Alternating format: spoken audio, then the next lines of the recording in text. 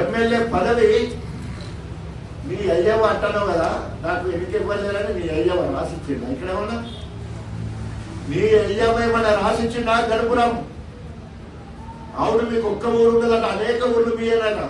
అదేనా గణపురం రాజకీయ జన్మనిచ్చిందని చెప్తున్నావు కదా, మరి వాళ్ళకి ఏం చేసి రుణం తీసుకున్నావు?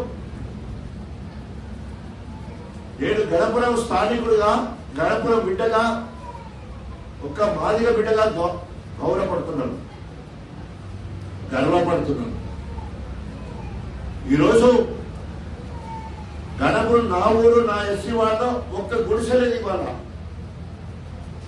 నా భూతో నా భవిష్యత్ గణపురం నియోజకవర్గాన్ని రిజర్వాయర్ల హబ్ చేసిన, గణపురం వరకు ఉన్న రిజర్వాయర్లు రాజధాని వరకు తీసుకుపోయి 1.58 టీఎంసీ కెపాసిటీ వచ్చే విధంగా ఆనాడు ముఖ్యమంత్రి వైఎస్ రాజశేఖర రెడ్డి గారితో మాట్లాడిన